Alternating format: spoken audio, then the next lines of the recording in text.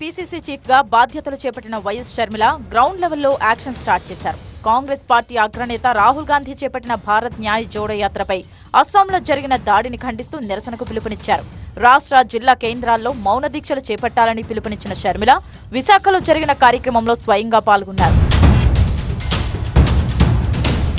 YCP సర్కారుపై ఇప్పటికే పదునైన విమర్శలు చేసిన షర్మిల ఇప్పుడు క్షేత్రస్థాయి పర్యటనకు శ్రీకారం చుట్టారు.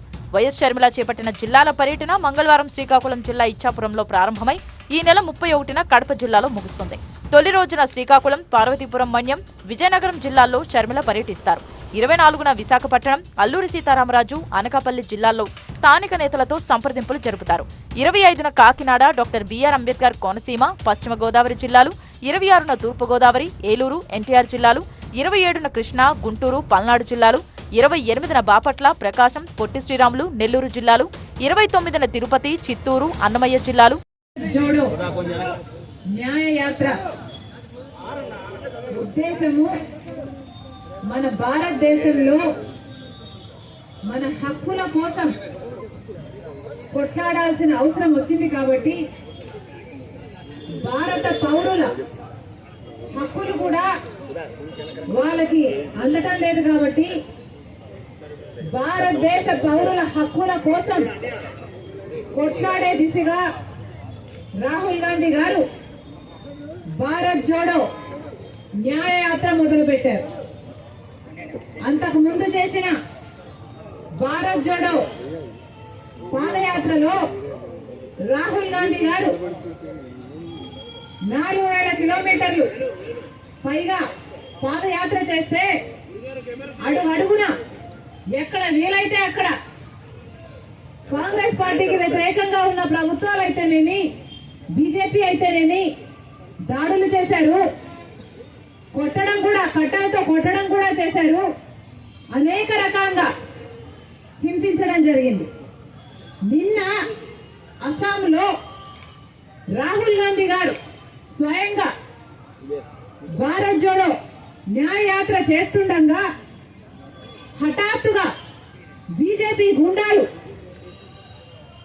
గుంపులుగా వచ్చి భారత్ జోడో న్యాయ యాత్రలో పాల్గొంటున్న వాళ్ళని మీద దాడులు చేసి వాళ్ళను గాయపరచడం జరిగింది.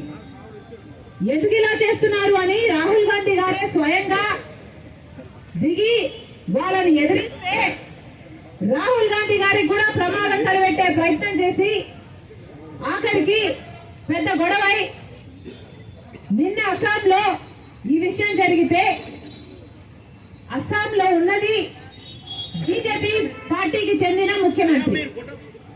మరి ఇప్పుడు బీజేపీ పార్టీ అధికారంలో ఉన్న రాష్ట్రంలో కనీసం ప్రశాంతంగా, శాంతియుతంగా ప్రజల కోసం చేపట్టిన ఒక యాత్రని కూడా చేయనీయకపోతే దీన్ని ప్రజాస్వామ్యం అంటారా అని మోడీ గారిని ప్రశ్నిస్తున్నాం. మోడీ గారు సమాధానం చెప్పాలి.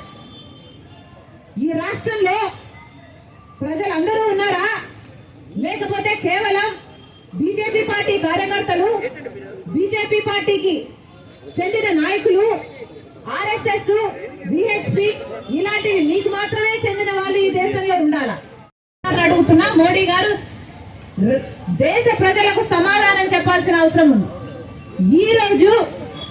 ఈ రోజు రాహుల్ గాంధీ గారు అస్సాంలోనే ఒక గుడికి వెళ్ళాలనుకుంటే ఆ గుడికి కూడా రాహుల్ గాంధీ వెళ్ళకూడదు, అనుమతి లేదు అని అనుమతి నిరాకరించారు.